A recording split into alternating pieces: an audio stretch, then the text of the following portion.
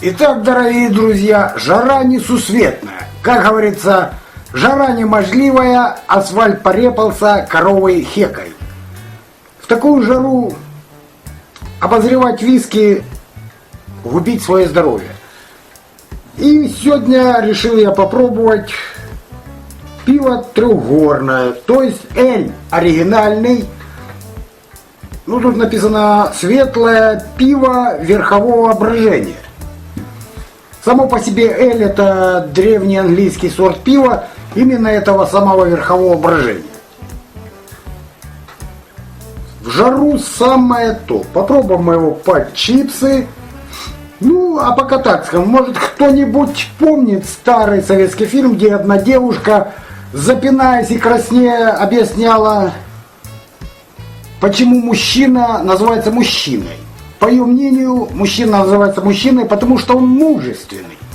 И, соответственно, так же и женщина. На что некий человек ей возразил, а вода называется водой, потому что она водянистая. И в связи с этим мне в голову пришло. Все помнят старых таких, как бы сказать, волшебных созданий эльфов. Почему эльфы называются эльфами? Мне кажется, потому что они пьют эль. Ну, мне кажется, это будет само то. Попробуем, что такое эль. Открываем. Что она и открываться не хочется. Пробовать мы будем с такого нормального бокальчика, как и положено пить пиво. Бутылочка довольно-таки привлекательная. Сделана как кувшинчик. Пиво московского. Наливаем. Наливаем, чтобы была пена. В чем кайф пива? В пене. Ну, пены здесь достаточно. Пузырьки идут. Пены полбокала. Прям как в старых советских пивнушках. Наверное, надо было дмухнуть его вот так. О! Хорошо пил. Ну, попробуем.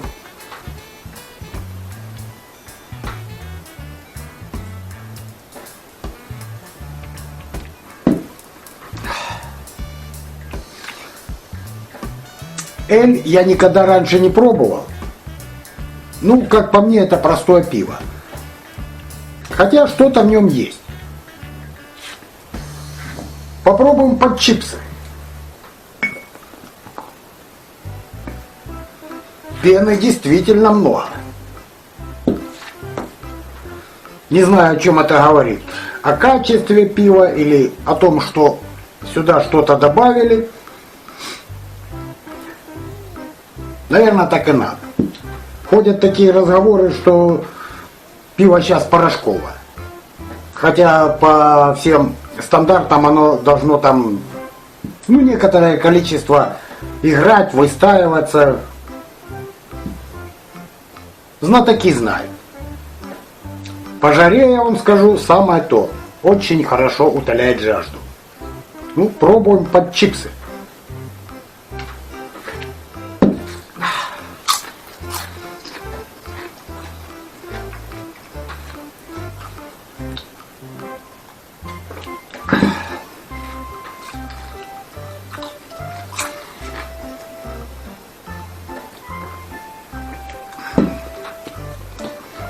Довольно-таки неплохо.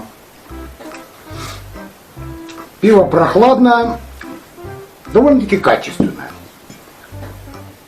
И что интересно, пены очень много.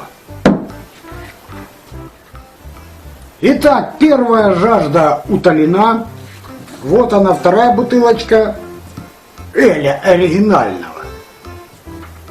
Который, ну, не знаю, не похож на эль, потому что я его не пробовал и не знаю, что это такое. Откроем еще одну бутылочку. Вторая открывается гораздо лучше. Наливаем опять же с пеной. Тут начнут меня клевать, его надо наклон на бокал держать. Ну, Мне нравится, когда пьешь.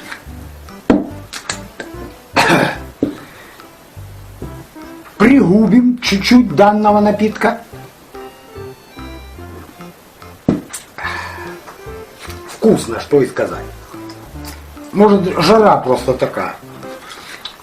Кстати, такая жара, сегодня остановили гаишники. Они так были разомлевшие на жаре, что даже нюхать меня не стали. Посмотрели документы и просто отпустили.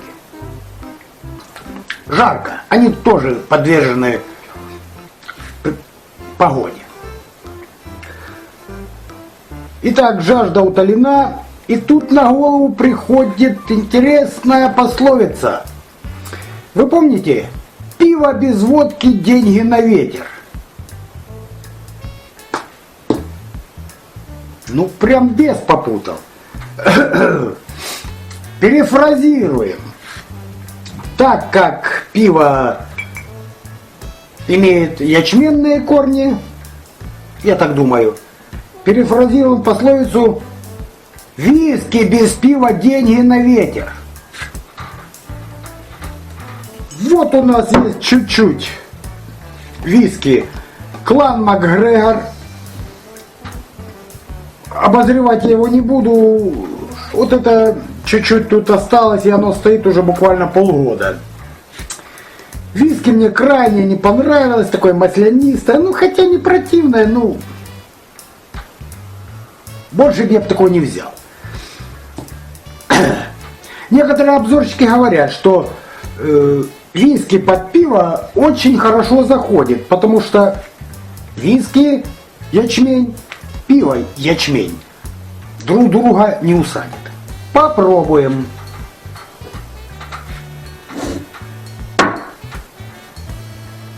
Только токмо ради эксперимента. Наливаем, как положено, виски чуть-чуть. Ставим.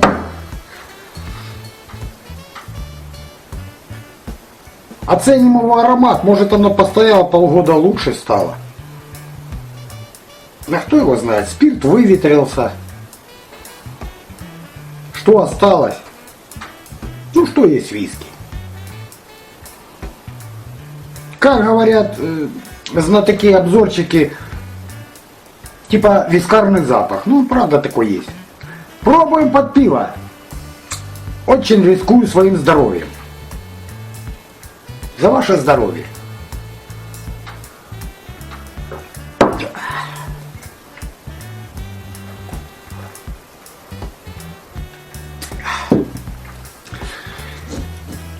Виски действительно, я бы не сказала, что гадкая. Ну, не нравится мне. А сверху запить пивом очень даже ничего и вкусно.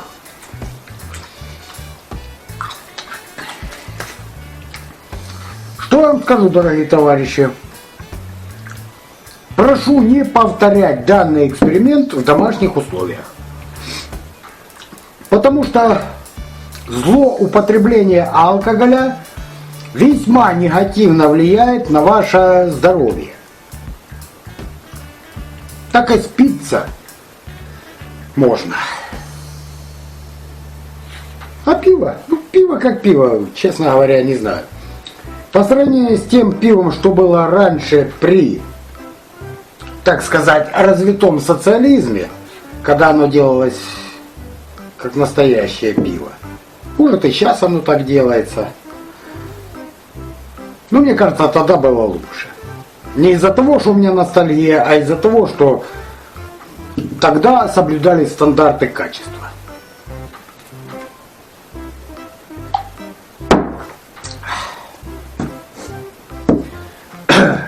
И я думаю, наконец-то мы выяснили, почему эльфы стали называться эльфами.